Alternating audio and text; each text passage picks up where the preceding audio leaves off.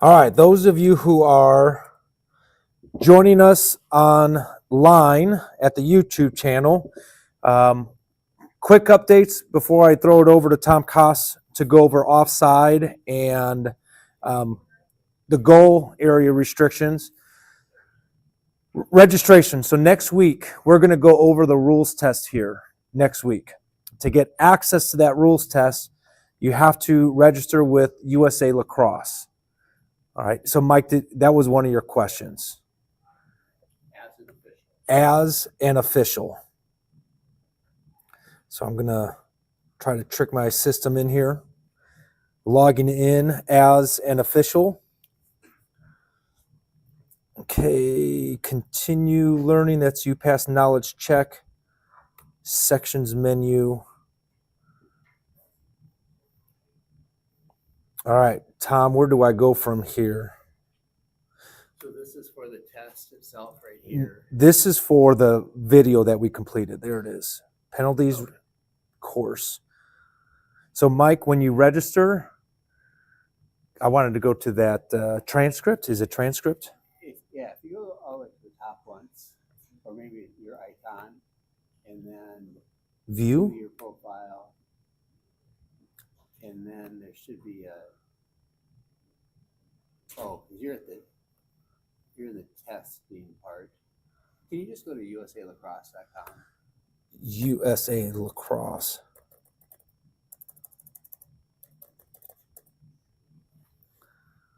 And then go to official. Where you were at? This is fine. Then officials, my officiating info.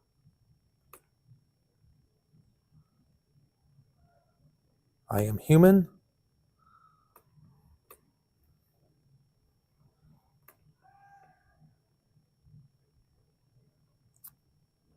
Sean's account as an official. And then there's your transcript. All right, so Mike, have you been able to get here? I'm registered. Okay. Are you I ready? was signed in. Yeah. That's as well. How do you set up the as professional? I will be the $60, but not level. Okay. Because you can join USA Lacrosse as a fan. Yeah, no, it's official. I was signed in. I just didn't purchase anything. Yeah, so then once you get into the USA Lacrosse as an official, the $60 registration, you want to go to that transcript. So like we're going to have girls officials annual certification. And I'm going to click on that because this is going to be what we need to complete before our first game.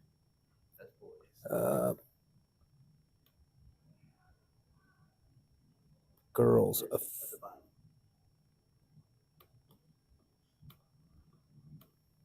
Girls official annual certification. All right, so I completed this rules and penalties course. So there's 10 courses where they go over the main rules, video, and then there's questions to answer. And then this is what we are going to go over next week. So once you get your account, you log into your account, you want to click on My Transcript, and then we need to complete the Girls Officials Annual Certification 2025. And there's 4 things we're going to complete. But for the high school, we have to complete the 2025 high school rules exam. We will be going over that next Sunday, March 2nd. Are you going to print it off and bring it or no? You used to be able to, but not any longer. They changed this testing portion of the website. It was changed within the last couple of years. And now you can't print it off. So what I would do, if you have a computer, I would bring your computer. So you log in at the same time, or take notes of what the answers are. So when you go back home and log in, I could get it. I'll get it. But with that being said, we're going to go over 2 topics today. One is offside, and then the other one is the goal area. All right, so Tom, I'm going to give this to you.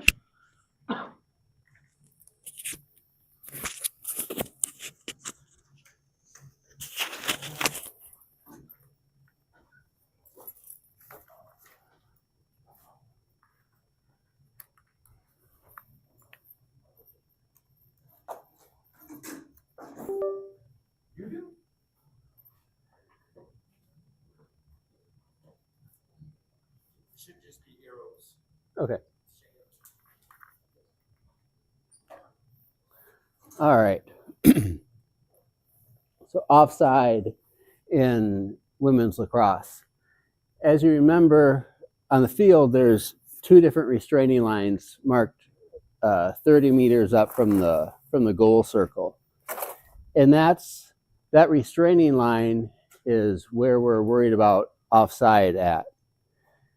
And assuming that no players are having to serve a penalty, that they're not sitting out, on the offensive end of those restraining lines, the offense can only have 7 players below that line.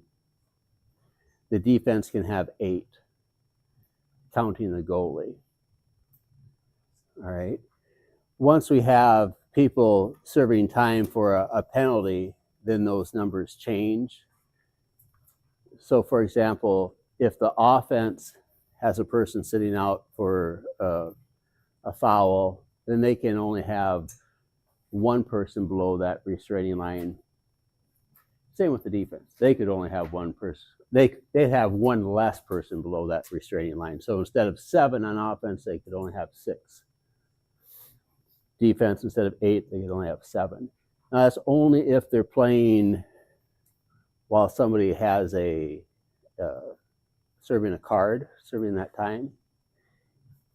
There are situations where a team can choose to play with less than 12 players, and that would be more for like a disciplinary type situation. Coach wants to send a message, hey, you don't want to hustle, we don't need you on the field, type of a thing. So even if they're playing with 11, they're still allowed the 7 and 8 below that line. And that doesn't happen very often, but it does happen. So I wanted to kind of just cover those 2 things before we really got started. So as we can see, restraining line 30 yards from the goal line. The team's on offense, 7 below the line. When they're on defense, it's 8.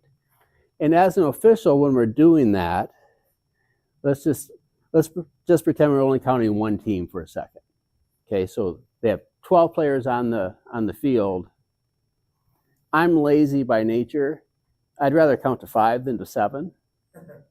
So if I look back, say we're heading to the left, and I look back to my right and count, okay, I have 4 or 5. When I do that, now I'm not looking at the action in front of me. I'm not looking at the ball, the play, where the action's going on. So even though it's easier to count behind, don't count in front, because that's where the rest of the action is.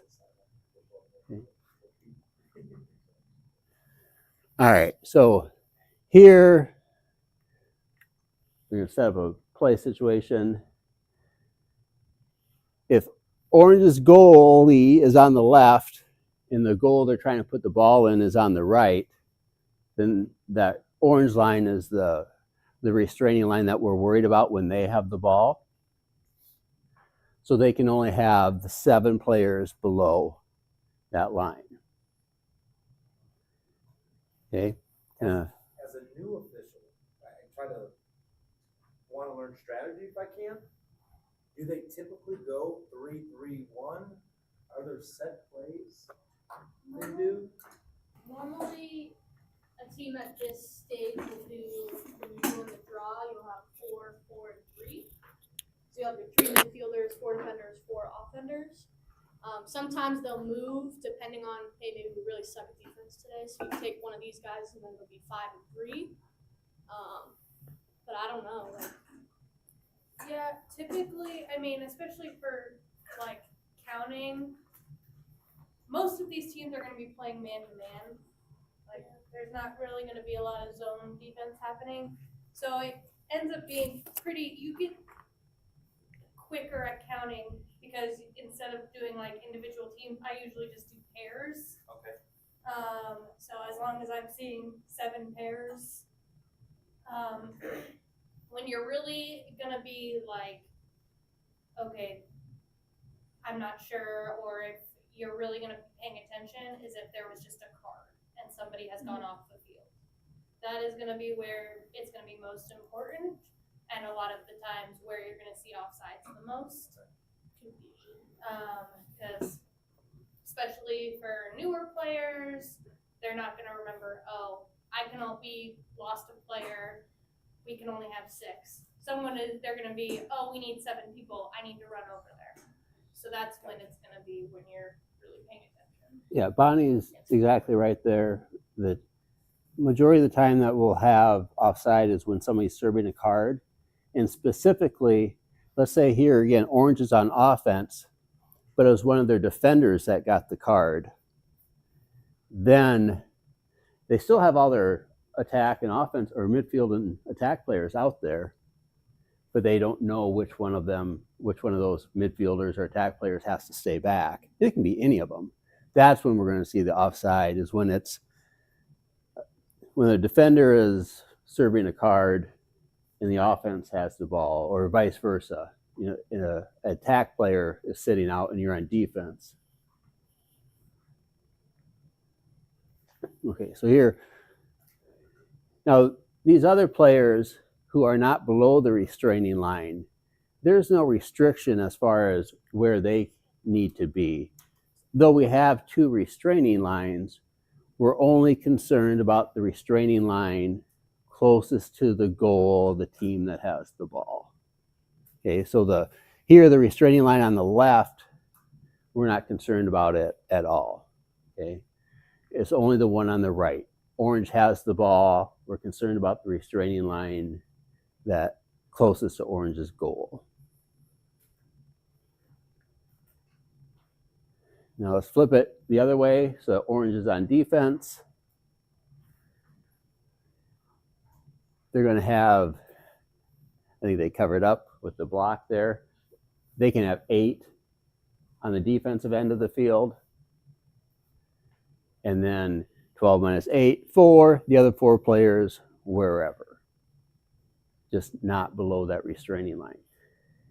And so the foul for that is the foul is the same, but how you handle that is just a little bit different. So if you think about it, the attack, if they have too many players below that restraining line, that's an immediate advantage because the defense is trying to spread out.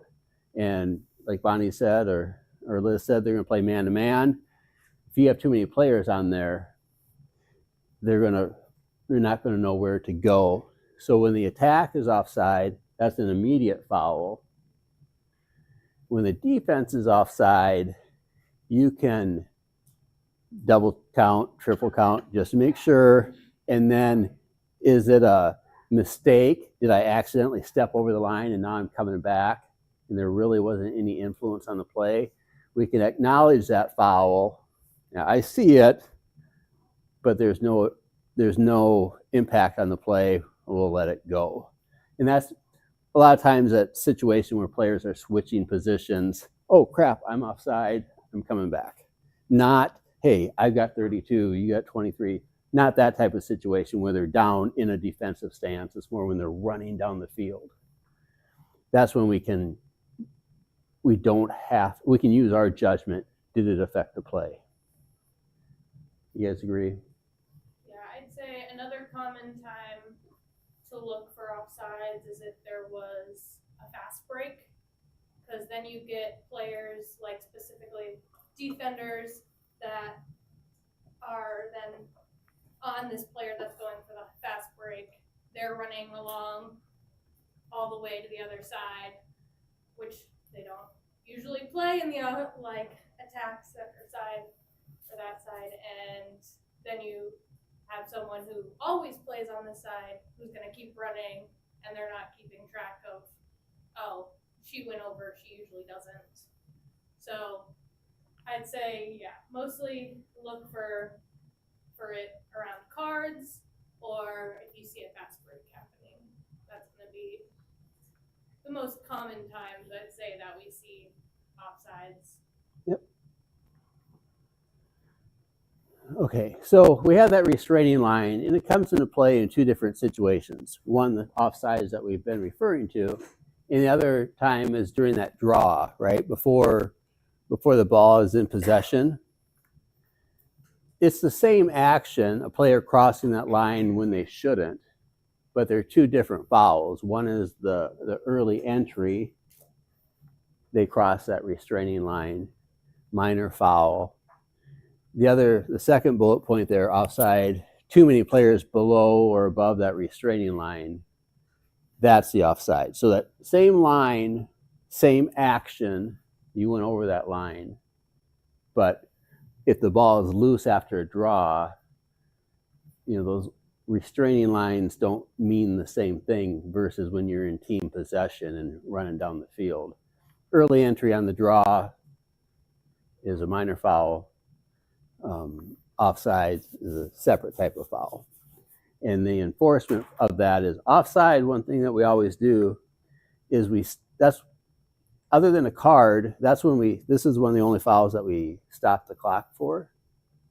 And the reason we stop the clock is because we have to move people around. So for example, offense has 8 people below that restraining line. We're going to stop that clock, bring one person behind the line, and then the offending player drops the ball, gives it to the defense, they go behind.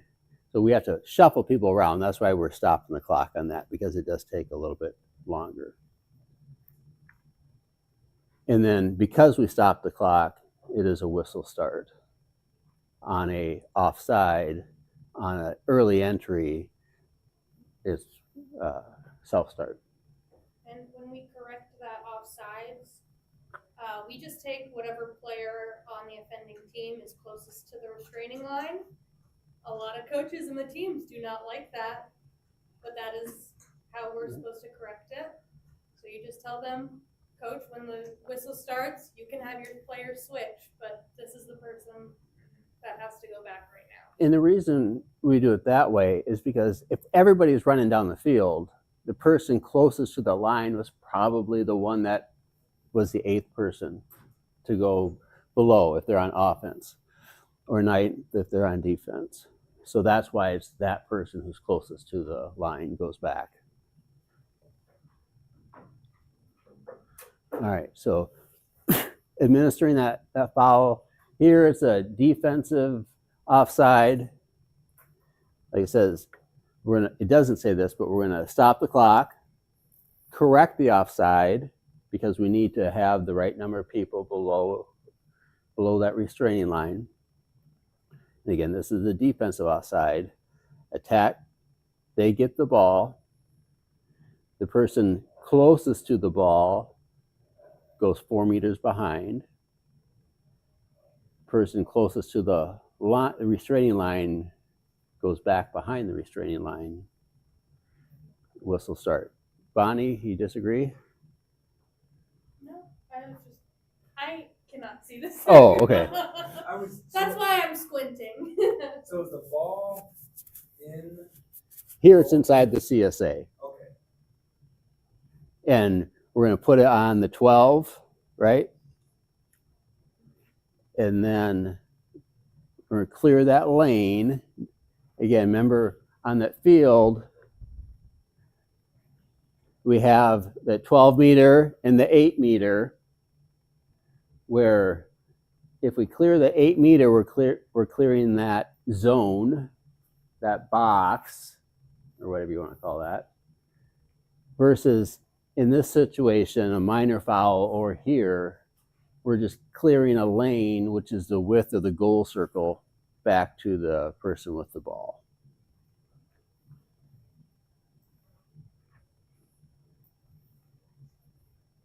Okay, so here they have the foul. Doesn't show up on the screen, but we have the foul with the kind of orange starburst there. That's where the foul occurs, or that's where the ball's at when we count. So let's see, defense 1, 2, 3, 4, 5, 6, 7, 8, 9 with the goalie. So there, one of these players here towards the top is going to be closer to the line. And we're not going to get out a tape measure and figure out exactly which one is. We're going to choose one of them. But it's definitely not the coach's choice. Correct. It's just our choice. Correct. It's whoever on that team is closest to the restraining line. Yeah. Okay. If we have the same situation, but we're below the goal line extended, everything's pretty similar, except now we're giving the ball at that dot. Anytime we have most any foul below the goal line, we're going to the dot to restart play. And since, again, offsides, we stop the clock. Since we have a stop clock, it's a whistle start.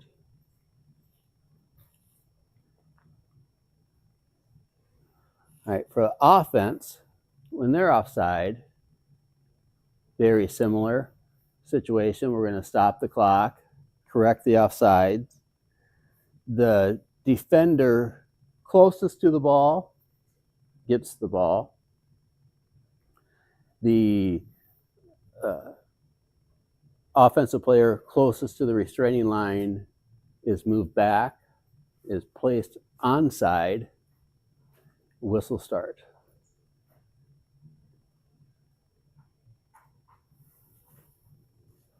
So another example of it here. So the red circles, we have 1, 2, 3, 4, 5, 6, 7, 8 below the restraining line. The ball is inside the 8 meter. We're going to stop the clock. That offensive player that's closest to the restraining line, kind of in the middle there, we would move that player onside.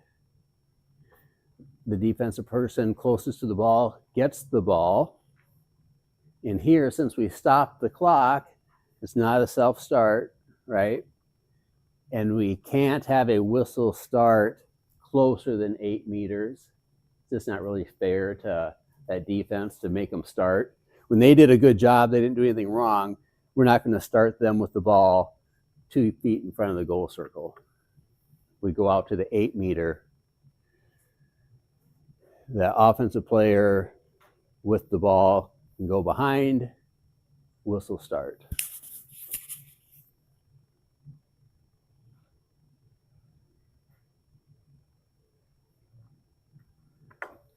And again, if the ball is below the goal line extended, instead of going to the 8 meter, we're going to go to the dot. Everything else is the same. Stop the clock, correct the offside, defense gets the ball, the person with the ball 4 meter behind, whistle start.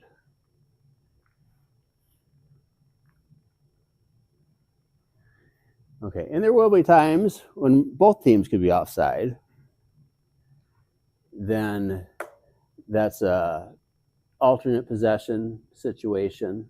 So one of the things that we ask at the coin toss is if they want to defend a goal or they want first AP or first alternating possession. So whoever currently has alternating possession will get the ball.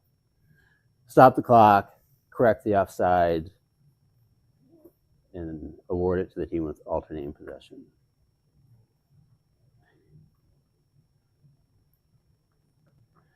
All right, so this happens if we count incorrectly and we actually don't have an offside, then it's an inadvertent whistle, like in other sports. So the person with the ball, they get to keep the ball. No one's going behind because they didn't do anything wrong. We just miscounted. So we're not going to penalize them by putting them behind the ball.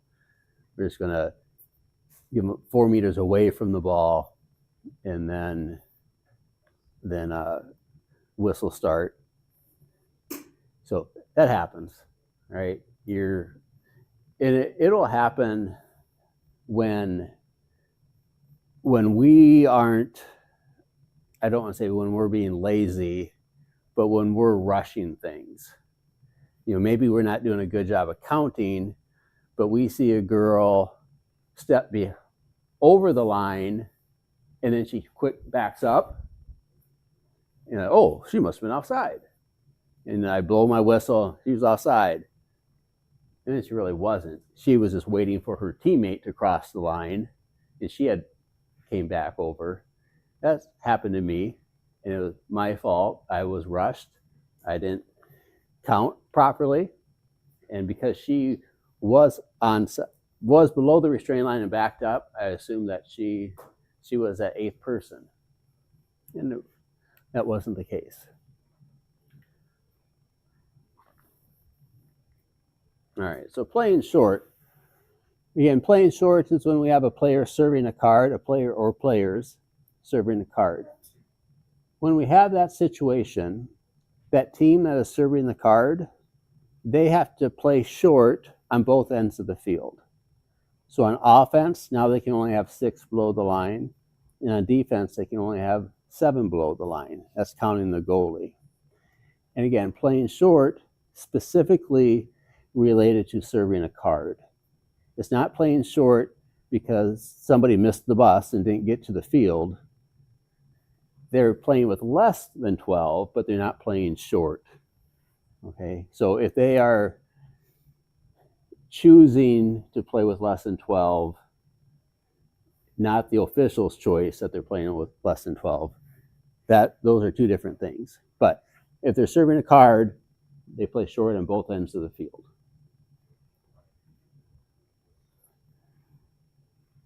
Now, with that, so let's say that a team, they've been carded, their 2 minutes is up, a player comes back on, great, they're full strength, both sides.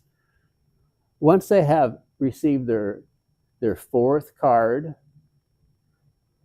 they play short the rest of the game. Okay, so it's something to keep in mind. It doesn't happen very frequently, but it's another time, even though their 2 minute is up, they're still playing short. All right.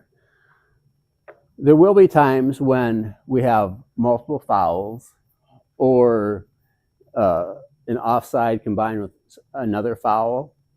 So if we have, say the defense fouled the attack, illegal stick to body contact, and they're still in possession of the ball above the goal line, so we have a raised flag. We talked about that one of the last times. And now we realize, hey, the defense or the offense is also offside. That's what this situation in this display is referring to. So if it's an attack foul, again, we have offside, so we're always going to stop the clock. And here, if it's offsetting foul, so offense is offside and there was a defensive foul, stick to body, now we're in that alternating possession situation again.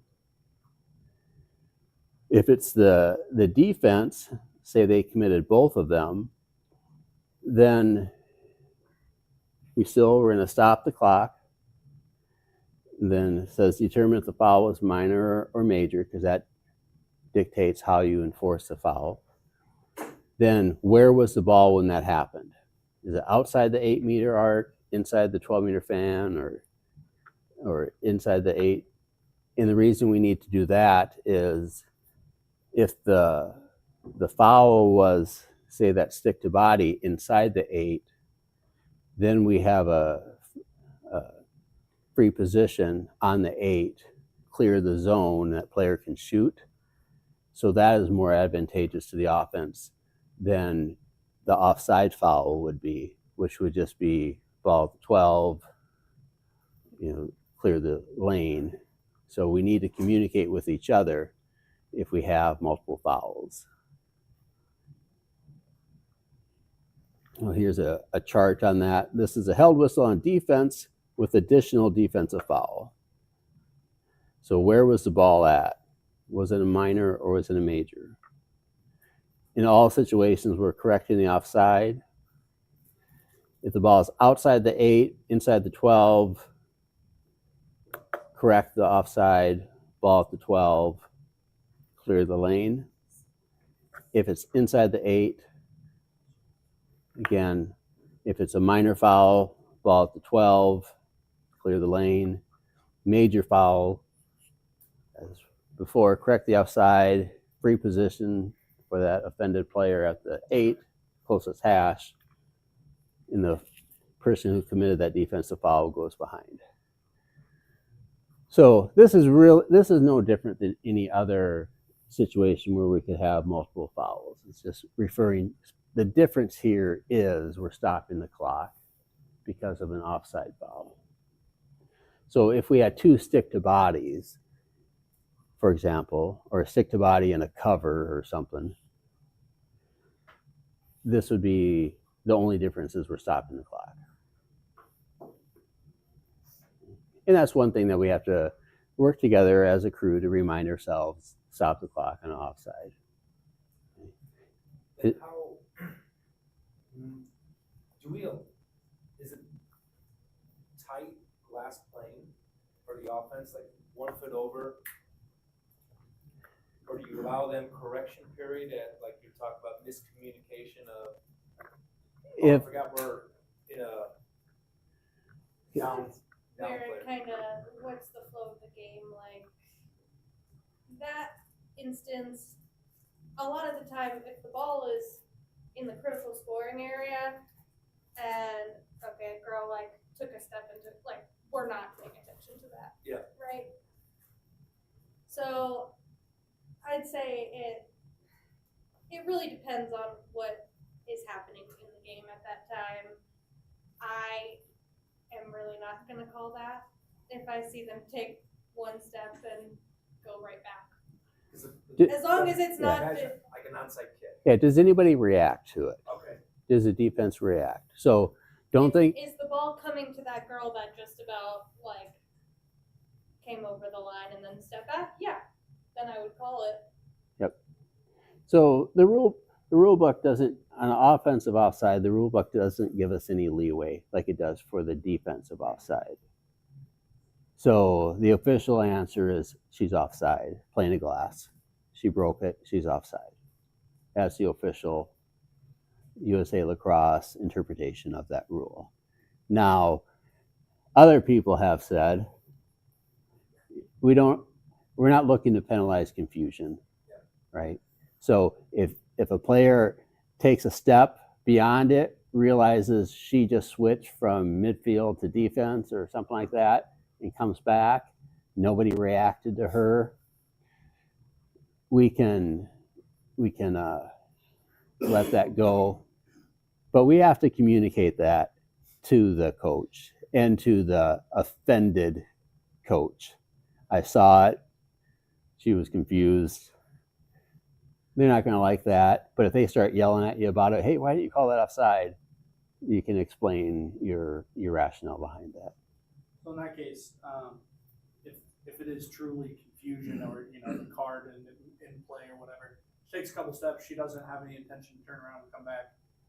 But can we just start yelling, you're offside, anything like that? Like you want to just be like, that's too many, and then she keeps going. Or like in that case, she stops and goes back. Are we good?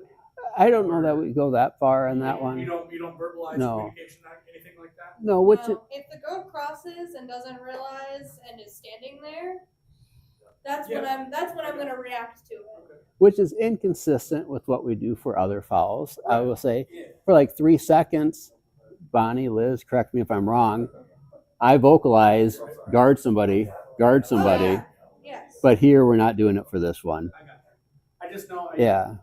No, there's some inconsistencies with that, I would say. And maybe we're doing that wrong. I'm not sure, I but feel like if it doesn't affect the play, either she's entering to get the ball for a fast break or she's coming down. If it doesn't affect the play, I wouldn't call it. If it doesn't affect anyone, nobody noticed, I wouldn't call it. She wasn't anywhere near the ball. She wasn't That's what I meant. Like if she's going in and she's the extra person in this point, whether it's 6 or 7 or whatever, 7 or 8. I didn't know if we could be like, you got too many, and then as soon as she impacted the play, then boom, we hit it. But if we're not supposed to say anything, then I won't say anything. yeah. And we, after the play is over, we can, Well, Yeah. communicate that with them and then with the coach. Yeah. All right. All right, so here's some questions on here. If we see 3 attack players above or behind the restraining line, would we call offside immediately? Well, this is confusing. We're assuming here that there's other teammates above or below that line as well. But for attack, we'll come back to these here in a second. If a defender is offside but coming back over their restraining line, should we call offside? We don't have to. That's where we get the leeway. That's for the defenders, but not the offensive player. Yep.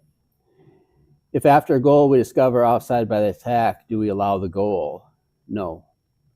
So with one thing from a mechanic standpoint that we're always doing when a goal is scored.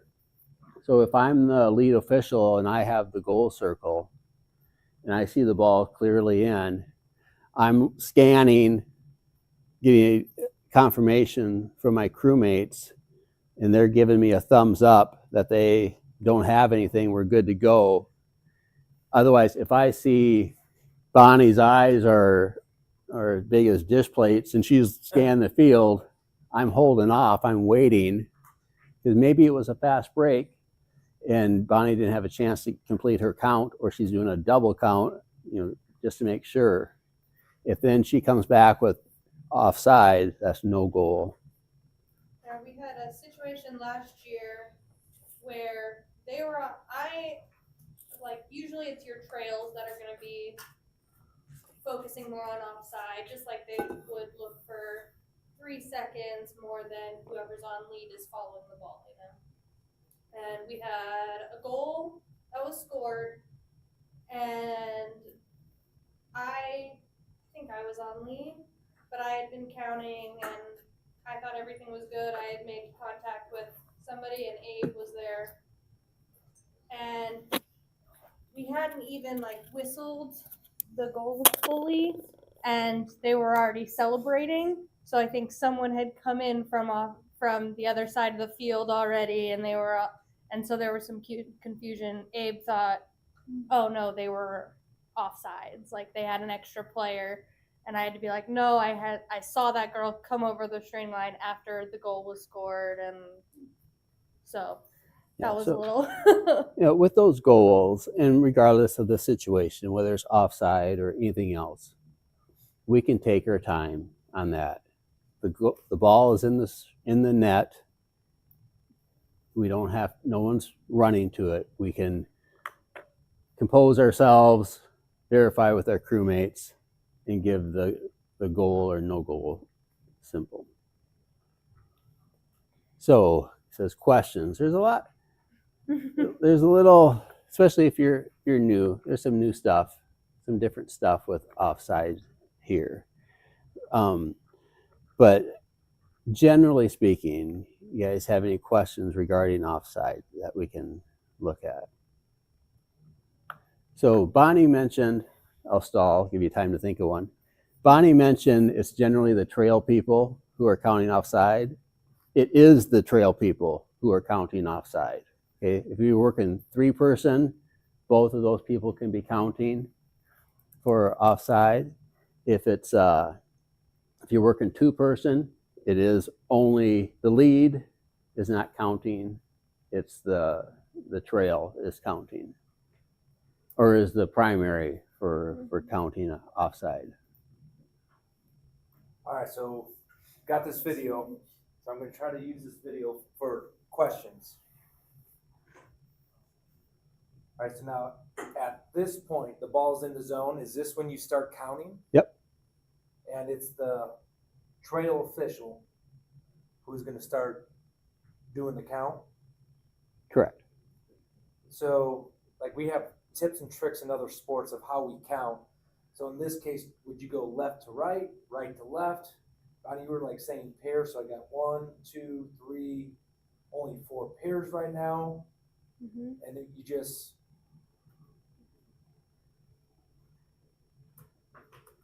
now there's no. Correct. So this person here that the person who originally had the ball stepped above the restraining line, just like right there, this is a national championship game. So I'm going to venture and say, and call this a high level of lacrosse. So they're running specific plays for specific players and specific skill sets that we don't necessarily see. But that's why she went above the restraining line, gave the ball to her teammate, who then went below the restraining line, was they wanted a certain matchup or whatever it happened to be. And now, typically, that's when the count happens. Like you said, on fast breaks, you're like, that's when you really That's when gotta I'm make sure. that's when I'm gonna keep an eye more often. And and you said like count defense or I will count the attacking team first Okay. because we have leeway for defense, right? So that's who I'm gonna make sure is on sides first. And then I'll be okay. Yep. We have the right amount of attack players. Let's make sure defense. And you'll notice, especially like at the level of play that we see, you'll see girls that do not go and guard someone right away or dawdle in like the 8 meter or something. And that'll kind of give you a nice indication, okay, well, I saw a lot of pairs already. There's a girl that is looking for someone to guard, and she hasn't spotted someone yet. Mm-hmm. That's going to give you an indication. My count is probably off, or I need to really check. And once she crosses, that's when the rules in effect. Yep. Once the ball is, yeah. Yep. 1, 2, 3, 4.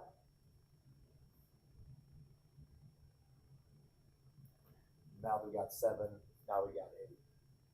So I think this girl, she was the one actually. She switched to sticks. Okay. Cool. I have this video up. We have situations. 14. Count 14. No, not 14. 15. We don't have a goal. I'm just gonna assume the goal is there. Yeah. Have you ever seen? Mostly- Have you ever pulled one? Higher level does. Do they? Yeah. But sparingly to get an extra field. Same as hockey, to get an extra field player. Mm-hmm. So But you won't really see that here. Like goalies will come out of the goal circle. If there's like a loose ball, then they don't see any of their defenders or something like that. And again, like a fast break, they might try and step out a little, intimidate whoever is coming up but you're gonna see the goalie in the goal. That's pretty much where they're gonna live, or chasing a shot behind the goal. You're not gonna be worried about counting the goalie. yeah. So if you watch this game here or any high level game, I should say any, some of the teams, their goalie she'll bring the ball down the field quite a ways. We don't see that at the club level here. And one of the reasons I think is it's really hard to throw out of the goalie stick.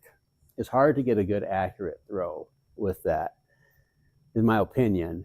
So because the girls at our club level haven't developed that skill yet, they're not bringing the ball up. I did have a game last year where the goalie thought she was going to score a goal, and she brought the ball all the way down, and she was inside the 12 on the other end. And I was just telling her, don't shoot it, because that's a major foul. I think it's a foul. You cannot score with a goalie cross. Stick. So even if, let's say she brought the ball to midfield and was trying to pass it to a teammate and it went in the goal, that's a foul on her.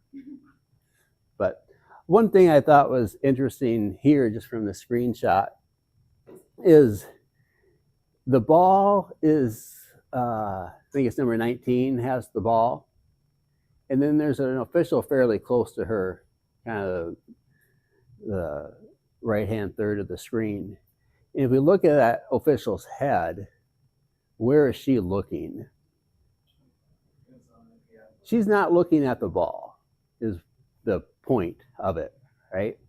And because that's not her responsibility. And that's hard to get over. You got the ball in front of you, you got to whistle, I got to watch the ball. That's not always the case. We all have certain zones and certain areas and things that we need to key on. And that isn't one of her responsibilities at this point. That's one reason. And the other reason is, we talked about it in football, that person with the ball, can she commit any fouls right now? Not really. Can she be fouled? There's nobody within 10 yards of her, so more than likely not. So why watch her, right? So just, Don't officiate here. yeah. Officiate players. So just kind of a general observation from that screenshot. All right. So I stalled a little bit for questions. Did we come up with any questions? Anybody have anything? Can you demonstrate the mechanics of all of those? Yeah, so the first thing that we're going to do after we get that count, we're going to stop the clock. There's not a specific signal for, or is there a specific signal? Same thing as the, this So is, when the pitch went here. oh yeah, here, sorry, Oh, yeah, sorry, sorry, thank you. Yes, so It's like, don't look at me for something. for, like on the offense, they're offside. Yeah. Just apologize for brain cramp here. So we have them offside. Then we're going to stop that clock and say, Bonnie is the person closest to the restraining line. I'm going to bring Bonnie, number 22, come down. Oh, give the ball to 4, whatever your number happens to be. Person closest to Liz now is going to go behind her, behind Liz. And then we're just going to start. And this is a very bad example of how you, I'm not going anywhere. I'm not moving anything. It's not like in other sports, I don't have to go to a table. I don't have to make a big presentation to the crowd. But we are going to give a big signal for that so everybody sees it. Because we're a long way away quite often from the coaches. And we're all at the same level. No one's in a press box where the coaches aren't in a press box to see us. So we want to make those big so that they can see over any players or things like that. But we have that foul. It'll be Stop it.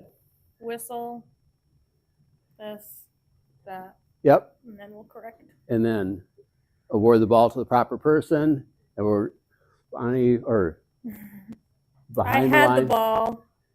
I give it to Liz, who's on the other team. I'm going over the line. And then I say, Mike, number 17, you're behind.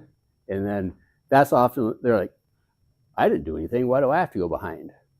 Right? But that's, your team was offside. You're part of that team. You didn't do anything specifically. So sometimes you get some confusion, some funny looks. Go behind. They got the ball. Tweet it. And we're starting. Front side, What's that? start it. Yep. And how far back is that? 4 meters. 4 meters. Mm-hmm. I mean, this is brought up quite a bit about how big the field is and how far away you are from partners, coaches. Have you guys ever thought about going to O2O communication? So radios. So Sorry, I official to official. so there, I forget what her name is, but she's a Division II assigner for quite a big part of the country, kind of like up to and including Kansas. I asked her about it, and she said no. That was her opinion. Now the assigner from Kansas City, Chris, he was kind of all for it, but nobody wanted to use them. So wearing the radios in lacrosse compared to football is, in football, where they use them quite a bit, you're not that you don't put in steps, but there's a lot more standing in football than there is in lacrosse, because we'll put in 4 miles for a game that lasts 50 minutes. So keeping that radio and the cables where they're And supposed trying to be. talk. I think this person is offsides. No, but I've thought about it, and I'm willing to try it. I'm willing to give it a shot. I run about 6.5 miles in a football game because I'm in the middle. Oh, you do not. You do not. My wife must lie to me. No. He's not a referee. But I'm an umpire in the middle. yeah, but no, I mean, I don't know if it's more of a culture thing or not. I'm willing to give it a shot. I don't have any issues with that. Any other questions about offside? George, you got it all mastered. Where's the clock operator usually on these? At the table, at the Midfield, or is that on an end? Midfield. yeah. So we're gonna have here's our field, right? The scorers table, and that's where the clock operator is going to be. Yeah, so nice loud whistle, and then we always communicate. I always communicate no matter what right before with the table, even if I've seen them a million times and they're the same parents that are there every time. I'm gonna say, if you see me put up a big cross above my head, stop the clock. Like That's that's the only thing you need to really watch. yeah, like they know, okay, it stops after scores and whatnot, but I always remind them, if you see my hands above my head in a big cross, you're gonna stop it. And even the coaches know, like, even if the table doesn't notice for a second, they will say, stop the clock, stop the clock. Like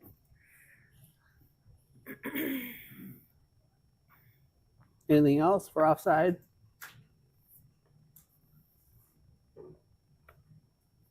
All right.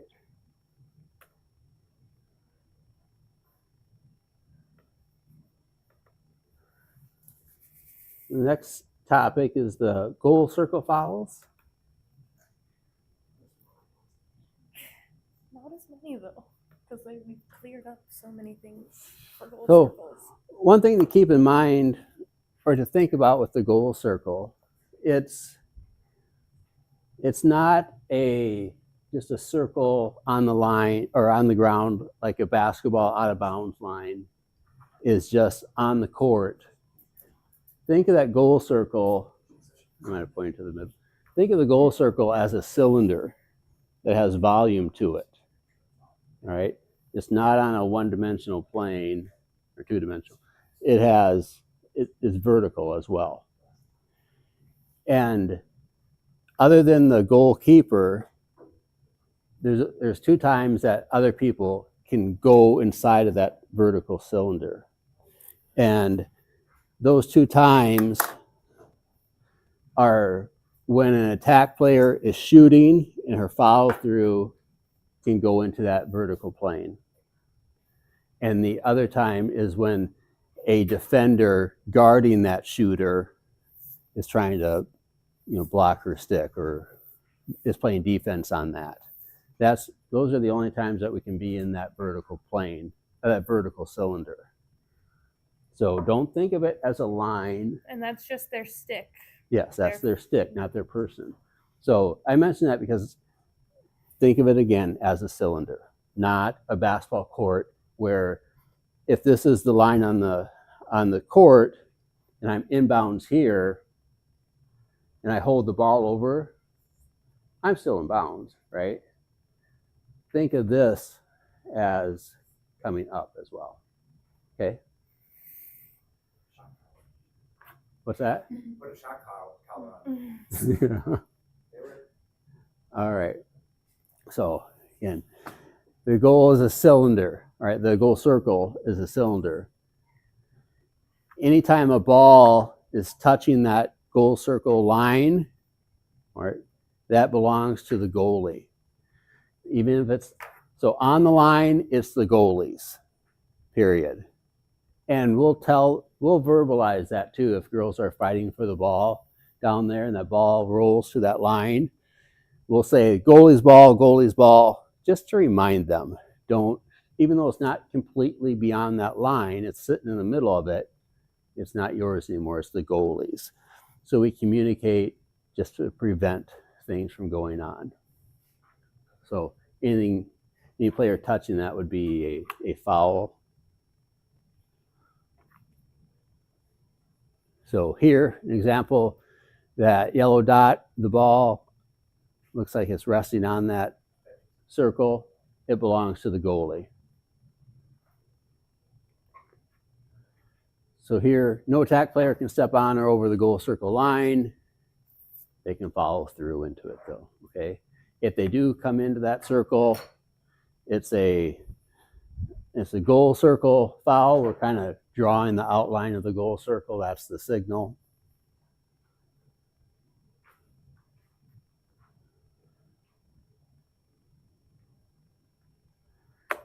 All right.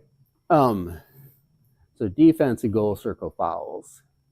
So in college, correct me if I'm wrong, the defense can run through the circle, right? But we're not officiating college. This is the high school rule.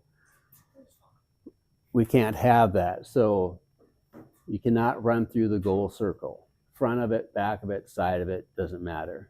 Defense can't go in there. Not even just the line, right? Correct. And again, just like the shooter can follow through the cylinder, a defender guarding that shot can as well. All right, then we have this thing called the deputy. All right, and remember I always said, I think it's hard to throw with the goal circle, or goal circle. It'd be really hard to throw with the goal circle. To throw with the goalie stick. The goalie, let's say she makes a stop. She can put that ball down in the circle, leave the circle. Now we don't have a goalie anymore. Nobody's in there. And one of her teammates can run in, pick up the ball with her good cross, and now take the ball out. And when she does that, she's called a deputy for some reason. I don't know why. So we can have, those are the only people who can be in there. Only one person at a time. You can't have a deputy and a goalie at the same time. But it's still goalie's ball while it's in there. Yeah. The They can't run and try to slap with their stick to the goal. Correct. Correct. Okay, so this isn't part of the presentation. Let's say that this is the goal, okay? And I'm the goalie. And I make a fabulous stop. I save that ball. And I'm trying to figure out who to throw it to. I just scored a goal for the other team. Mm-hmm. That ball crossed that vertical plane of that. So you made me think of that. One thing that I wanted to mention. So we don't want that to happen, right? Because the offense didn't do anything spectacular to deserve a goal. So if that goalie is getting close with it and she looks like she hasn't played a lot of goalie, I talk to him and say, hey, remember when you made that really nice save down there? You scored a goal for the other team. Keep the ball out of the net. Okay. So off topic, but. Okay, so here's that situation where the goalie, oh, that's different, sorry. If the goalie or deputy gains possession outside of the goal circle, the ball may enter the goal circle. So she makes a save by blocking the ball. The ball rolls out of the circle. She can scoop it up and bring it back in. Okay, so she brought it in the circle. No big deal. Now, if she made that save and it just dropped in front of her, she picks it up. She can't leave that goal circle and then come back in. Okay? Just generically, she can't do that unless a couple of things have happened. If somebody came up and started playing defense on her, she's outside the circle, that can happen. Now she can come back in because that ball's been played, or she passes it. Now we can come back. But generally, if nobody else is involved, I have the ball, I step out of the circle, I can't go back into the circle. And they made some rule changes around this a couple years ago where they kind of re-emphasized the cylinder aspect of that. Because it used to be if you had one foot out and the other one in, but in the air, you were out of the circle. But they've changed that. So if you're still within that cylinder, you're fine. You haven't left the circle. So I talked about that, if that player got checked. So if the ball is cleared or played, cleared, the ball is possessed inside the goal circle and exit the goal circle. I stop it, I throw it to a teammate. I've cleared the ball.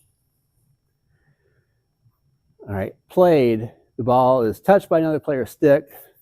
So I threw it to my teammate, they dropped it. It still was played by them. Or the goalkeeper's stick is checked. So those are the situations where now we've opened up that circle again.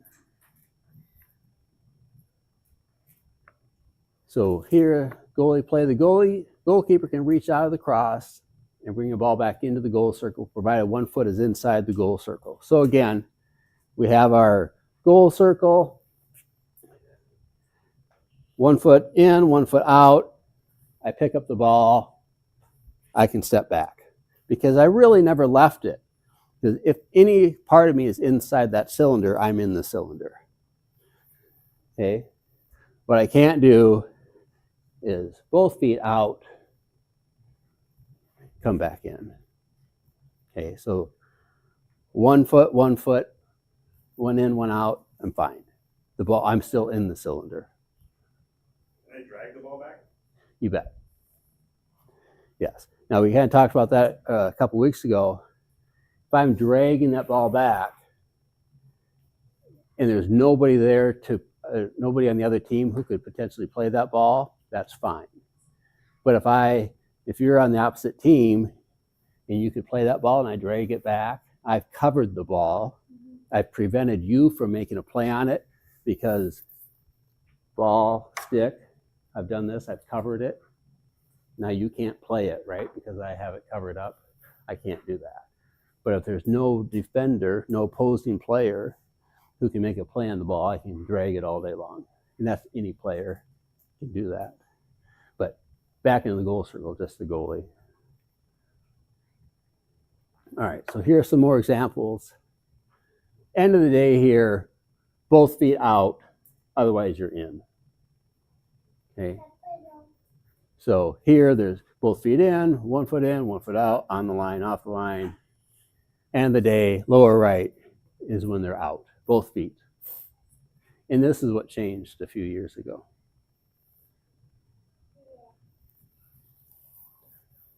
So here, more goal circle play. Once the goalie is out of the goal circle, goalie or deputy must have at least 1 foot inside the goal circle to play a ball that is inside the circle.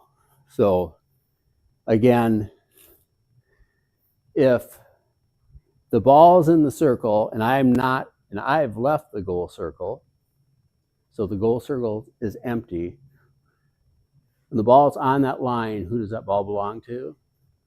Goalie. Am I a goalie when I'm outside of the circle? No. Okay? I'm not. I might have all their gear on, but I'm not a goalie because I'm not there. So if the ball's inside that circle and I want to grab it, and again, I'm on defense, I have to be inside of that circle to pick up that ball. I can't just do a flyby outside of the circle and pick it up and go. I have to be inside of that circle. And not something that we see very often. They don't use deputies a lot. No, we don't see it very on often. this level. So not anything that I would lose sleep over if you don't have that aspect of it memorized. And the deputy can be any player. Yeah. Yes. They don't have to be designated. No, Nope. it's not like volleyball where it's a librero and she wears something different. No. when you do see a deputy, it'll be the goalie will typically drop the ball behind on the back side of the net and then get out. Someone will come in, scoop it up, and then they'll also have that same 10 seconds that's allotted to the goalie that they could stay in the goal circle to clear it that way, or they can pick it up, run out, and do it that way. And they put it kind of in the back of the circle so that if they don't cleanly pick up the ball but just kick it forward a little bit, it doesn't go inside the goal. All right, so nice transition, the 10-second count. Goalie has 10 seconds to clear the ball from the goal circle. Goalie can throw or carry the ball out. Now on this, once that ball is in the circle, that's when that 10 seconds starts, okay? Not the rule, but let's say we have a shot that gets caught in the netting on the side. So it's not a clean shot, or it's not a goal, it's in that netting, and she has to dig around to pick up that ball. I'm not starting my count until she's possessed it, because it doesn't seem fair to me. Maybe that's not how they want it enforced, but that's how I'm doing it. But now she has 10 seconds. We're counting that. Once we get to 5, now we're vocal about it. 5, 6, so that they know. And quite often they'll just step out if they haven't found somebody yet. If she can't find anybody and calls timeout, okay, and now we bring the ball back to that goal circle, I'm starting 7, 8, because she gets 10 seconds, period. Not 10 seconds from the first, before the timeout, and 10 seconds afterwards. It's the same. Right, Bonnie? Mm-hmm. Yep. All right. Penalty administration. So people being in that cylinder when they shouldn't be. So if it's an attack, the goalie gets the ball in the goal circle. The person who committed that foul goes 4 meters behind. And that means not 4 meters behind the goalie, but 4 meters behind the goal circle. So she's deep. Everybody else is 4 meters away from that goalie. If the defense is in there, the ball goes to the closest dot. We're 4 meters behind. The offending person is 4 meters behind. Everybody else is 4 meters away. All right.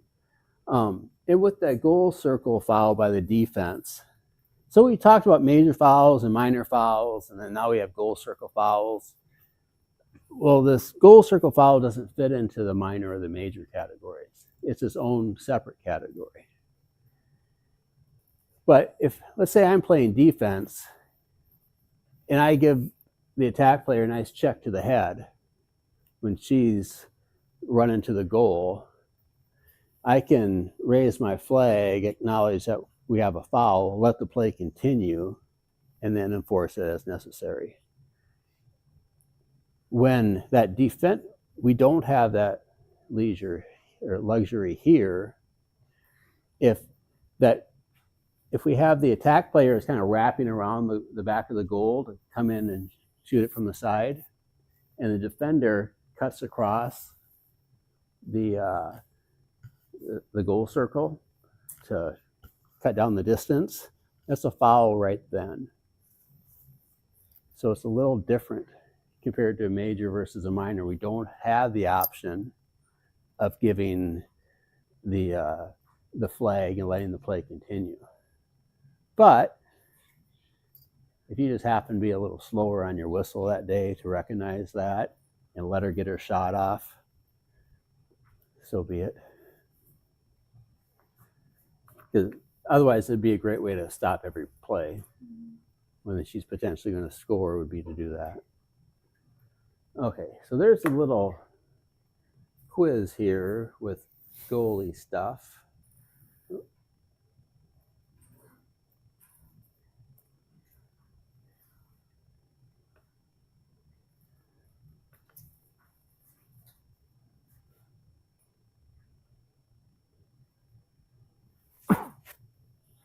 All right. Let's let's read that first question. The goalie has come out of her goal circle, is inside the 8-meter arc to challenge an attacker.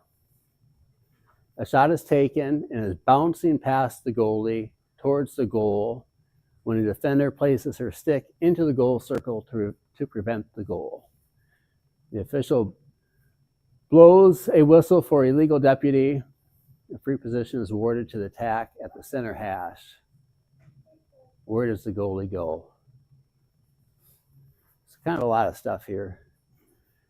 So what's the foul here? Illegal deputy. What did she do wrong? She just put her stick in rather than entering the goal circle. Yeah, she wasn't defending the shot, the shooter. She was defending the ball, which wasn't one of the exceptions, right? So where does the goalie go? Inside? Can she stay in the circle? Or can she go back into the circle or leave this? Does she have to position herself somewhere else when we have the free position? So let's just talk this through a little bit. I'm not a good lacrosse player, but if you give me the ball 24 or 25 feet away from the goal, and nobody's playing defense, I can probably make it, right? So taking that goalie out of the goal circle is a huge penalty. Thank you. So did the goalie necessarily do anything wrong here in this play? Nope. Doesn't say so. It was a defender. Yeah, it says the defender. It doesn't specifically say the goalie, right?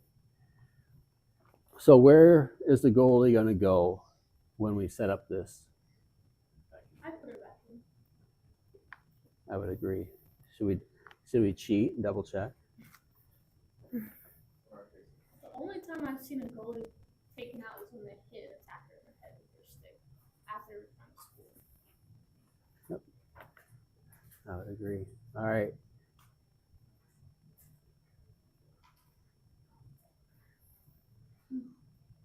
What?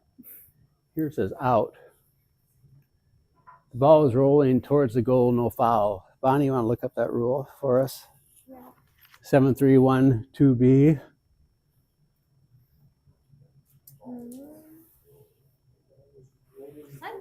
I didn't know if it was a difference in rules, but in college, like, we could throw our stick in the way of the shot. You In can't hear. desperation. 731. Because wasn't it saying that the ball She's was? out because there's no penalty, right? If the ball was rolling towards the goal, no foul. Oh, I Correct. thought it had said There's that no the. foul. If the ball was rolling, there'd be no foul. In this one, it was bouncing Okay. or something. Oh. The penalty for an illegal deputy shall be treated as a major foul. The deputy will be put 4 meters behind, and the goalkeeper may not move back into the goal circle. Oh. Okay.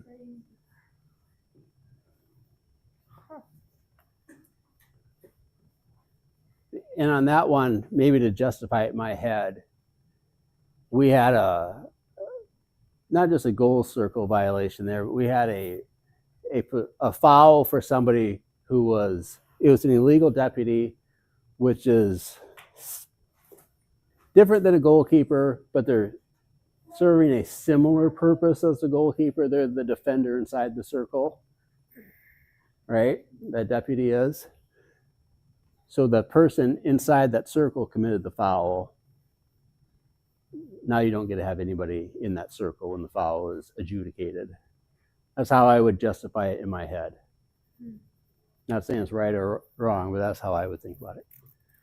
All right, here the goalie commits a goal circle violation by attempting to bring the ball back into a circle after gaining possession of the ball in the circle and walking out of the circle. She has not been played. So that was that example. I have the ball in the circle, I step out of the circle, I don't like what I see, and I come back. That's what that there means. The official gives the ball to the attack at the nearest dot. Is the goalie directed to move 4 meters behind the free position, or may she stay in the circle? Stay. Stay. I know Yep. that first one really threw me off. She can stay in. 3, on a held whistle, so when we have our flag up, inside the critical scoring area, the goalie leaves her goal circle to make a legal check on the stick of an attack player in the 8-meter arc. So no fouls yet. The ball drops from the attacker's stick and the scoring play ends. The official sets up a free position at the 8-meter hash nearest the spot of the flag foul. May the goalie return to her goal circle. So in my head, what I would be thinking is we have a flag on somebody, But it's not on the goal. probably not on the goalie because they didn't tell us it was on the goalie. So to me, the goalie didn't commit any fouls. It wasn't a deputy type foul. I would let her back in.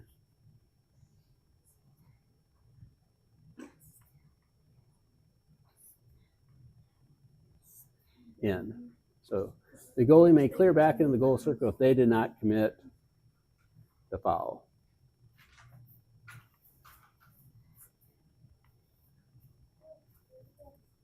Number 4.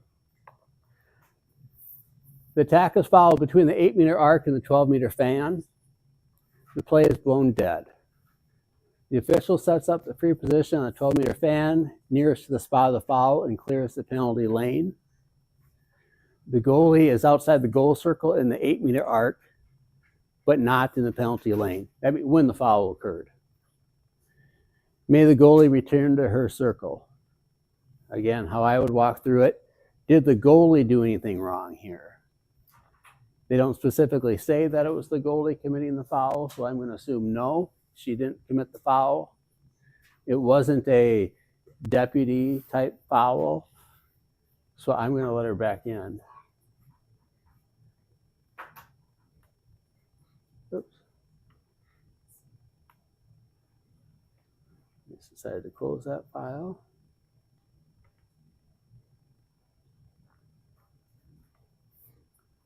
The goalie may clear back into the circle if they did not commit the foul. And on these ones here, where we've had to think about a few things, and nothing's worse than an official having to think, right? When they're on the field, they've just ran 3 miles, it's 85 degrees out or whatever it is, it's hot, your heart rate's up. That's where your crewmates can kind of be the voice of reason, if you will. Make sure that we're enforcing those fouls right. Like if I didn't call the foul, but Bonnie did, I'm just going to think to my head, okay, what do we have here? How should this go on? Not that I don't trust Bonnie, but I'm just going to be her backup on those. And I want Bonnie to do the same for me, right? Because a lot of times we get in the heat of the moment, we got this, go forward. Well, sometimes we need somebody to step in and help us out. All right, 5. The goalie, while in her circle, reaches out into the 8-meter and checks through the sphere of the attack player, creating an illegal check, or just in the sphere.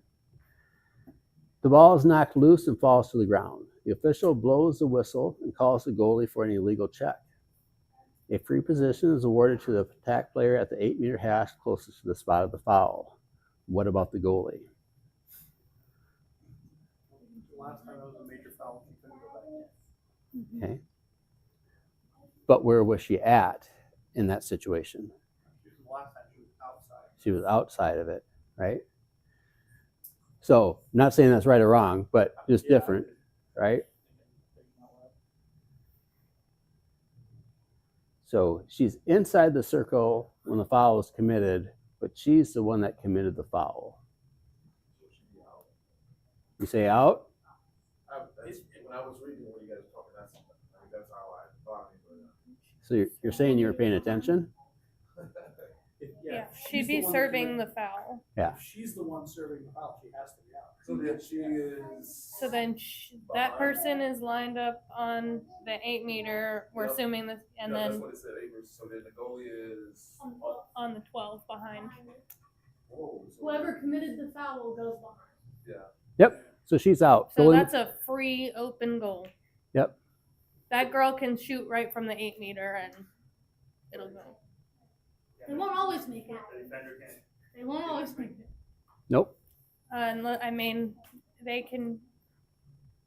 If she shoots it, It's cleared, so then right Yeah. at the start. if they she have to run it. if she shoots it immediately, There's no way to finish. there's not time Yes. Because everyone can't leave until she. until the whistle's blown. and then- Whistle blows. Yeah. If someone was. There's also safety talk in here. If a girl just tries to run in front of a shot, it'll be a foul on her. It'll be a penalty on her because that's just, But if she runs into that line of shot, right? Yep. That's mhm. what we're talking about? Yeah. So does that, So that'd be instead of, we'll take your stick and go like this, you just run. well, but I mean, if something weird happens like that, where my goalie's behind, but I run inside and get in there, prior to the girl's slow shooting, prior to the shot game, now that has to be enforced. Does the goalie have to go back in the goal? Let's come back to that one. That's what I was just thinking. It's a lot, I would just that's a do that. lot I to would that, just but jump I'm in just front of curious. it. No, that's a question. That's a question. I mean, I think it might be one on the test. Even. 6. As an attack player is on a fast break, Bonnie is double checking to make sure she's doing her count. Fast break. The goalie leaves her goal circle to approach the attacker. The goalie is in the 8 meter fan within the path to goal. Both players are in the CSA when the official blows the whistle to stop play and signals that the goalie is in shooting space. The attack is awarded a free position at the nearest 8. What happens to the goalie? So she's outside. she's outside. the circle, but she becomes a fielder, right? That's why we have shooting space. Yep. Yep. So then she's inside that space, so she's got a certain penalty. So It- she'd be out. She committed the foul. Right. That's what I'm sorry. That's what Mhm. she Yep. committed the foul. She's got to serve it, so she's out, right? Yep. Out. Yep. They committed the major foul. Yep. All right. Now you know the answer to 7. I was about to say that. I thought they said. She said it's- Goalie is in the goal circle when the attack player shoots. The shot misses and goes out of bounds behind the goal. There are no players below the goal line extended, and the goalie decides to retrieve the ball to restart play. Where is the goalie to be when play is resumed? So there's no foul here, right? The ball just went out of bounds. She just can't step back in. It's the same as stepping out. Oh, well. Stepping back in, right? The ball went out of bounds. Am I reading that right? Yeah. Yeah. And so again, let's remember in women's lacrosse, if it's a shot, the ball that goes out of bounds, the ball belongs to the team closest to the ball when the ball goes out of bounds. Okay? It doesn't go to the other team. It's not like a pass. A shot is different. I shoot it, ball goes out of bounds, whoever is closest gets the ball. If the goalie goes back there, the ball belongs to the goalie's team. It's the goalie's ball. She doesn't have to bring the ball out. But if she decides to, she's not bringing it back to her goal circle. She will be having it right inside the line, and then she can pass or run. But she will, if she decides to be the person with the ball, she will be out of her circle. Yeah. Yes, she could run into the goal circle with the ball because she retrieved the ball outside. So, yeah, and we'll do that a lot when the ball, it's one of those shots going out of bounds and there's 2 opposing players running to get it. And, we'll point, yell, and sometimes I was in the habit of saying goalie's ball. Well, a few years ago, they changed it so that it's not the person closest to the ball that went out of bounds, but the team of the person closest to the ball when it went out of bounds. So we should say the color of the team that gets the ball, and instead of what I was doing with the. So yeah, there are times where take a shot, nobody's behind the goal waiting or anything. So even the goalie being in the goal circle, she's still the closest to the ball when it went out of bounds. But she doesn't have to go get that ball. One of her players can go get that ball and bring it in.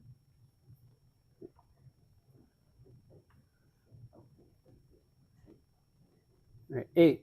The goalie is out of her goal circle in the 8-meter arc when a whistle is blown for a defensive foul committed by the goalie's teammate. The free position is being set up on one of the 8-meter hashes and the arc is to be cleared. Where will the goalie be to restart the play? So did the goalie commit the foul? Probably not, because they didn't say specifically. By the goalie's team. Right? Was it a illegal deputy type foul? No. Otherwise we would have to have a lot more information. So because of those two things, she didn't commit the foul. It wasn't a deputy type foul.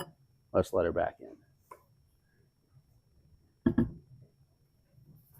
The goalie may clear back into the goal circle if they did not commit the foul.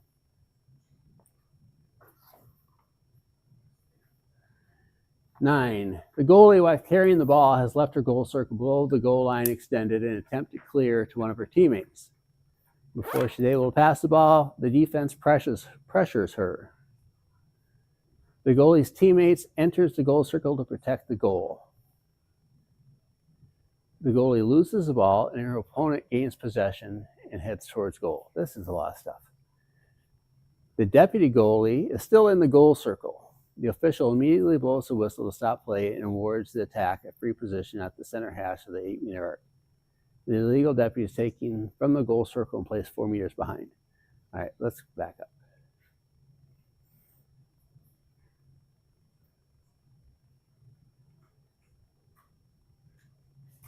Wouldn't it be out? Because wasn't that Okay. illegal deputy So one? at one point in time, we didn't have anybody in the goal circle. One of the goalie's teammates went into the circle to basically play goalie, and she can't really do that, right? Because she's not protected. She doesn't have a helmet. She doesn't have all the protective gear. The attack gets the ball, and now you're going to have I don't know if you could still call it shooting space, or it's just illegal deputy, I guess, what it is. So what happens to the goalie, in or out? Did the goalie commit the foul in this situation? No, the illegal deputy did. Was it an illegal deputy type foul? Yes. Yes. So I would So I say, think the goalie's out. I would say not in the circle to start play. Out. Ugh. When an illegal deputy foul is called, the goalie may not return to the goal circle even if she was not directly involved in the foul. So she could run line up Yeah. and then run Right. into the goal in hopes to be there in time. But Yeah. When we start, Correct, clear lane, clear the, Yeah, whistle. we're clearing the zone. Zone. the goalie can just line up like another player. Yep. Because she is another player. We call her the goalie because she has the stuff on, Mm-hmm. but when she's not in the circle, she loses all of her goalkeeper privileges. She could go to like the hanging hash and run in. Yeah. All right. So how often have you I've never seen that. Okay. I have never had a goalie serving a penalty for a free shot. So, I did when I played, but so the girl hit me in the head. She had to go serve a card, and they had to suit up another goalie. It took like 10 minutes, and then brought her out. She was behind me, and then I missed the goal because I was 10 minutes later. That's a shot. Yep. But that was the only time I've ever had anything like that. and part of that is, like Bonnie mentioned, we don't see a lot of deputies here. And some of that's because of lack of experience of our players. It's not a core sport in this part of the country. It's kind of a tertiary sport for a lot of the players. So we don't have the experience of using deputies. Yeah, So, I've never had goalies will come out of the goal to clear the balls or any and stuff like that, or pop out if there's a loose ball and there's nobody else on their team around to hopefully go get that ball. I don't ever see goalies going for checks or anything that could get them a major foul. Yeah. all right. 10. The goalie is out of her goal circle in the 8-meter arc when she covers the ball while within playing distance of an opponent. Okay, so she committed a minor foul there by covering, right? Because the ball is outside the circle. It doesn't belong to her. The official blows the whistle and calls a minor foul for covering. The closest attack player is directed to pick up the ball and go to the closest spot on the 12-meter fan for an indirect free position. This thing's from a couple years ago, so we don't have indirects anymore. What about the goalie? All right. Goalie can go back. What type of foul do we have? It's minor. It's a minor foul. The goalie was still involved in it, or she's the one that committed But it. she only has to be 4 away, so she could run back into the goal, right?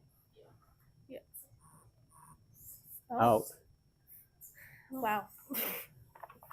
All right. 9-1, penalties 3. Like I said, never have this happen.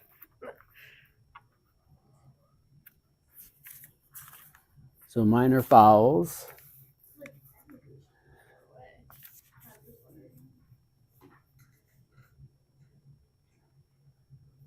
Does USA Lacrosse send you that rule book or?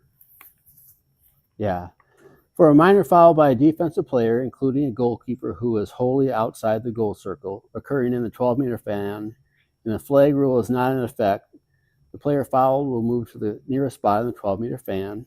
The penalty lane will be cleared. The fouling defensive player may move outside the penalty lane and 4 meters from the player taking the free position.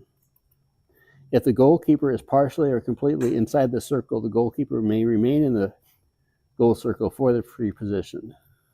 So she was outside of it. Oh, okay. No other player is required to move.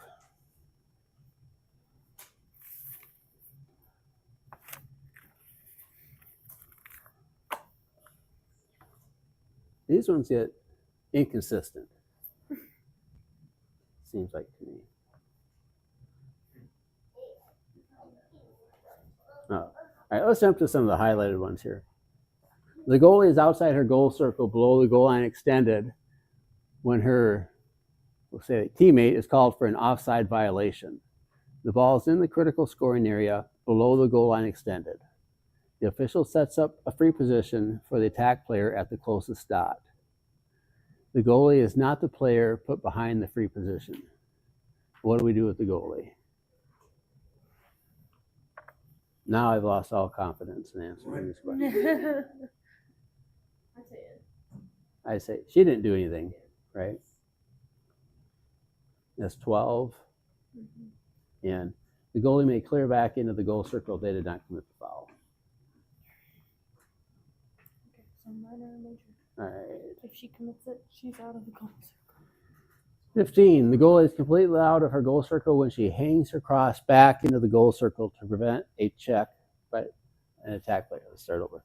The goalie is completely out of her goal circle when she hangs her cross back into the goal circle to prevent a check by an attack player. Okay, so she has the ball outside of the circle.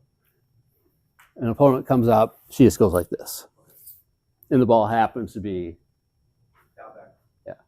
The official blows the whistle and calls the goalie for a goal circle foul and awards the attack a free position at the nearest dot.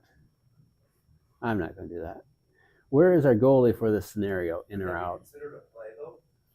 Say that again. Wouldn't that be considered a play? I would. Yeah, because she's being checked. The The technical only reason rule she is moved it a back. check to her stick, but to us, like, she's being played if someone touches her. Yeah. So I'm staying off of this. The goalie may remain in the goal circle for the goal circle violation. Yeah, these are weird. I've I've never had these questions on the field. Yeah. So we'll just stay away from that one. I know So, now it's gonna happen. The goal circle part is there's a lot of it's not as consistent as some of the other rules. When she can go back, when she has to stay out. So generally speaking, if it's a major foul and it's not committed by the goalie or a deputy type foul, she can go back in.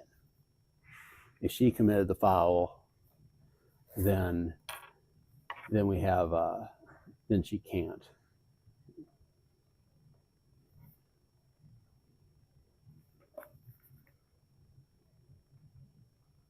Which official is judging that?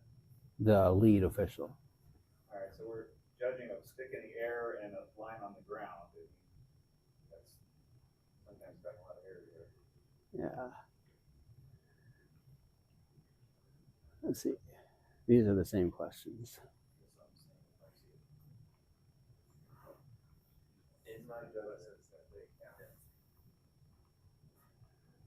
What was that number? Was it 10 that we had the questions on? Okay. Oh, then they stop at 8.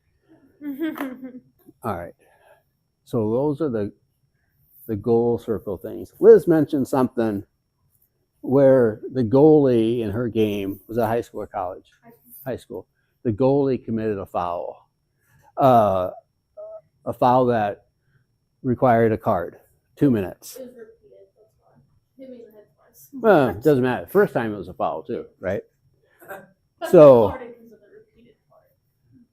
well, She should have gotten a card the first yeah, time. she should have gotten the card the first No, time. that's like that. So, what do we do in that situation? The goalie has to serve 2 minutes. That person has to serve 2 minutes. Forget about where we're putting her to start the play. What do we do in those situations? Because if you give one team the ball for 2 minutes or with no goalie, so what you do, let's say it was Sean that was the goalie that committed the foul. Go to Sean's coach. We got 23, your goalie. Check to the head, 2 minutes. Do you have another dressed goalie? And you already know because you're looking before you walk up there. And if they say, yes, I do, like, okay, Sean's sitting for 2 minutes. Your backup goalie's coming in, but you're taking somebody else off of the field. Your choice, whom? Okay? So someone's sitting and somebody has to come off the field for 2 minutes. If they, did I say they did or didn't have a backup? They did. They did? You said they had a. Okay, they had a Dressed backup goalie. goalie. Okay, now they say we don't have a backup goalie. It's kind of the same situation. Sean, somebody has to serve that foul for Sean for 2 minutes. Coach decides who it is, but Sean can remain in the game. But then we still have all those, where do we put the goalie, when it starts up again, are they in, are they out? We still have all those things. But if they have a backup goalie dressed, then that goalie who committed the foul has to leave the game to serve that card. Your example made it sound like We waited for them to sit up another goalie. Well, It was horrible. I wouldn't wait 10 minutes No, it was terrible. to do that because And was the goalie like truly ejected?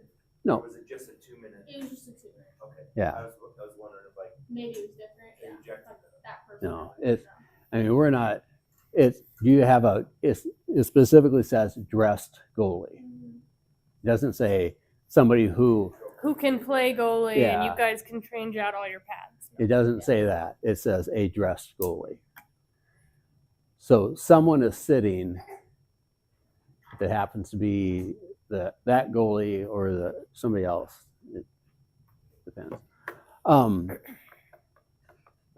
The other thing with that goal circle that they didn't really talk about, so that, again, this is a sphere, right? Goes up. And Bonnie, will you come here for a second? Did you bring your stick by chance? Okay. All right. So you be right here. Bonnie is the goalie, and she's inside her circle, and I'm on defense. And the goal circle will say ends right here. And I'm playing defense like this. Bonnie's looking for a teammate. This is fine all day long. Okay. Now, Bonnie goes to throw the ball, and I try and block it with my stick. Now we have a goal circle violation She's crossing the line. because I'm in that sphere. The stick is or you are? The stick is in the It's an sphere. extension of yourself. Yeah, I've put the stick in there. The only time someone's stick is okay to be over the goal circle line is if the person is shooting and someone is following that stick with Yeah. the defender. So when I'm here, I have to be vertical. I can't be like this. I can't put that stick in the sphere. Now, if Bonnie goes to throw the ball, go ahead, and I'm like this, I don't make any contact. I've committed a foul at that point because I'm in that cylinder. If that ball gets caught cleanly by her teammate, I'm letting that go, and I'm talking to that defender. I'm saying, hey, you can't cross that plane of the cylinder. Otherwise, that's a goal circle violation. Okay? If she, Kind of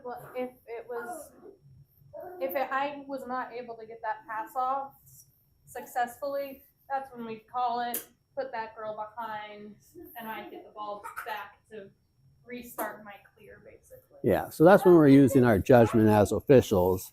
When do we shut that down? How ticky-tacky are we going to be on everything? If Bonnie got the ball off clearly, what was there really any harm to that foul? Now, if it's repeated, Yeah. coach is coming to me saying my goalie's not being able to get stuff off. That's when I would start. Okay.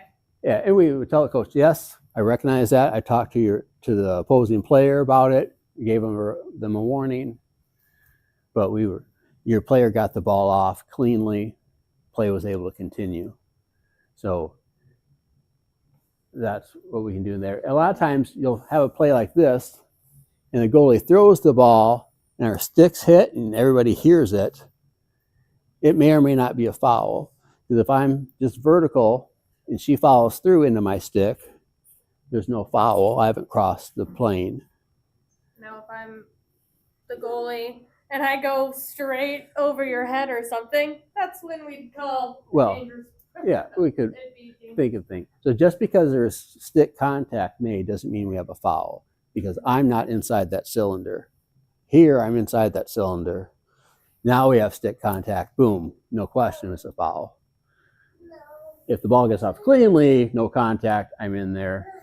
It's a foul, but I'm talking to the players about that.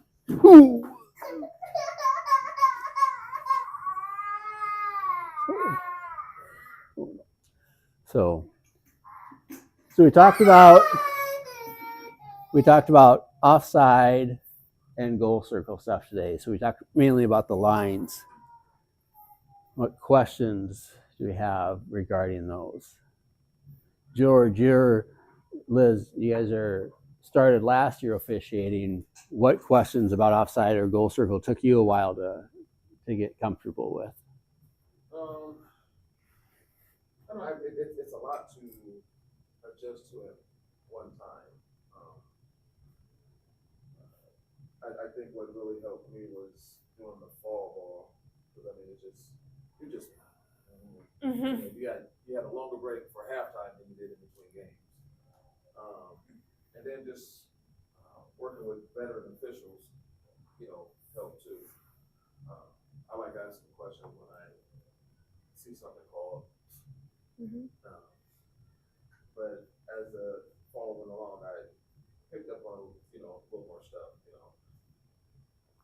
Liz, anything with you regarding goal circle or offside tricks or questions? No, Not with those areas. Okay. So when you're working 3-person mechanics, if you're not the lead, you're counting, right? The book might say it's the C or is primary or whatever, but we're a team out there. We got to work together. You got to count. And 2-person, you got to count fast, right? And I think with the 2-person also is,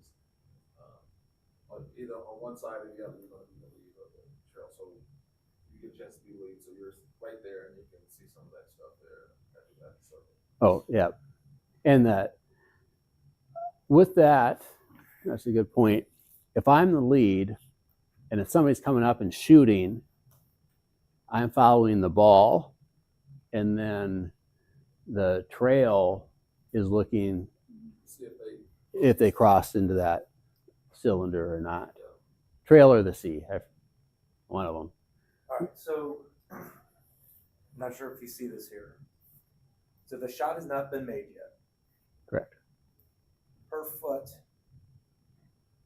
we'll say, is inside the cylinder. Okay, and so this college, Yep. different rule. Yep. Okay. So forget about this. Is our high school game. Okay. So once the defense enters the cylinder, it's dead right away By rule. by rule. Okay. I'd let her shoot it. Would you stay off of it? Like I didn't see it. 'Cause if we did call it by rule, now we take the goal away. Is that when you're saying be slow on your whistle? Yeah. Yeah. Okay. And I'm So- good, like, Yeah, she's in the act of shooting. Yeah. Yeah. What do we have any in that particular case? Do we have any safety concerns? If she's off to the side and she's cutting through or on the line, no safety issues. Yeah, I would not have. I wouldn't whistle. Yeah. I might, if I'm worried that I might put a flag out, but for the most part, if I see that goal get off, fine. I'm not even gonna. I might say something to the defender after that goal, after I've called it and we're lining back up. I might say, "Hey, I saw your foot over the line. Mhm. If that goal hadn't gone in, I'm probably gonna call it." Now we got this defender inside the circle. inside the circle at this moment, not affecting the play. And like for high school, if she's in there right now Yep. and we don't have a shot going on, we're calling that right then. So we're going to call it. The ball is inside. So we're going to Put it at that hanging hash. Yep. this hanging hash here, clear lane. Zone. It'll be, since it's on the 8, it'll be everyone is cleared out of the 8 meter. Okay. Are we positive about that?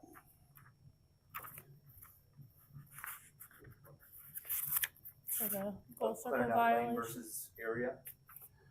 So well,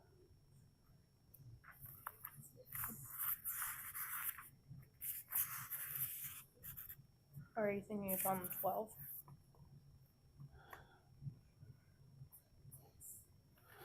for goal circle fouls by the defense, other than a legal deputy, free position is awarded at the closest dot. Okay. So it'll be at the dot.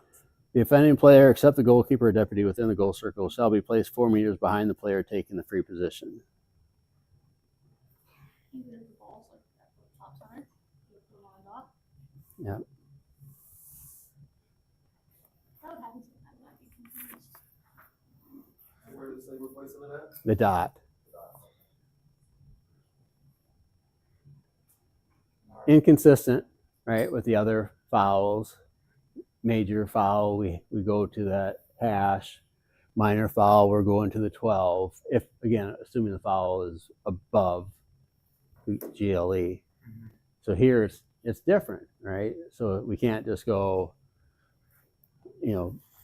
ball was at the 8, we're going to go there. We're going to the dot. And I can fully admit that I've set that up wrong, because a lot of the time when you see goal line or goal circle violations, it's on a girl that's basically taking it on this, like trying to shoot, and a defender is like right on with her and will cross into the goal line when she's goal circle when she's trying to shoot. So this must not be a little college, right? College, you can run through it. Okay, I was Yeah. about to say, 'cause- Yeah, okay. you can. You're like, why are they in there?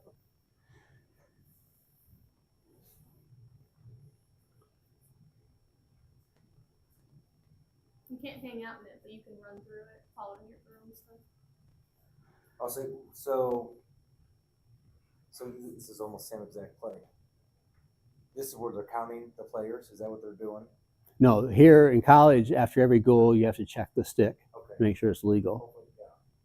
Geez, Like after with that- every goal. Again, They it- have to throw their stick. That's why she drops her stick after she shot it and made it. So like right there again, active shooting, we're staying off of that. Yeah. Missed the shot, now we're gonna call it. Well, I think if And I we just reacted slow. okay, So It's part- it's kind of like that flag, right? Okay, if they actually got a shot off but they didn't make it, That's on. that's she Okay. still got the shot off. So I'm probably not. yeah, if we're going to let the play continue for them to have the potential to score, we can't also award them. And again, the rule is we don't have that option, right? Did the official just lose their hat? They don't wear them. Oh. They might wear a visor. Oh, okay. Oh, the shadow. Yeah, it's like a.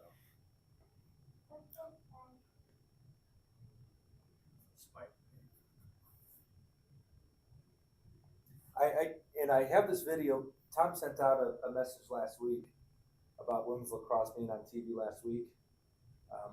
So I say this with other sports, of especially new officials. See, look, sorry. Yep. Yeah, back it up like 10 seconds. So we're gonna have a foul. Yeah, right there is good. So 1, 2, 3, 4, 5, 6, 7, 8, 9 on defense. All right, so we got offside. Okay, so this, yeah, freeze right there. So we have two girls. One girl is on the 12 from Boston College in the red. So either her, well, and then the other girl is kind of in the middle, There's some confusion. closer to the line. Which one of them is closer to the restraining line? The one on the 12 or the one below the 12, but straight to it? We're not getting out a protractor, Yeah. right? Eyeball it. I would go with her. So now let's go ahead and play it. And you can see play is stopped, and they'll focus. Now everybody's counting, and then with their finger. So she moved that girl back, and it's a green card in college. All right, so there's that signal of Offside. offside. What's the penalty in college? We have it's this similar where stop the clock, one play, Go back. moving back, behind. Oh, not behind because they're serving a penalty. It's a green card. Mike, And I I'm was not. with you, so see how she started the clock there, just like a basketball shot.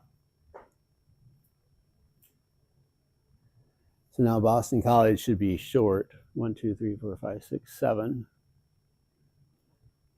2 minutes. Yep. Power play was 1 for college. Yeah, because it That's was not- well for this foul because it wasn't a contact foul, or it wasn't a major foul. And now we had she called shooting space there.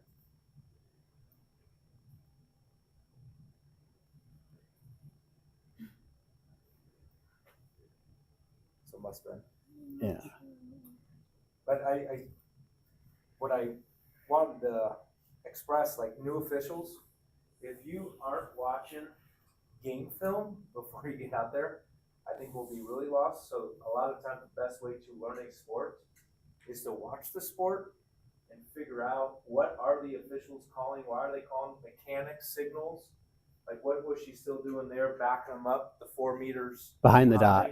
Yeah, behind the dot.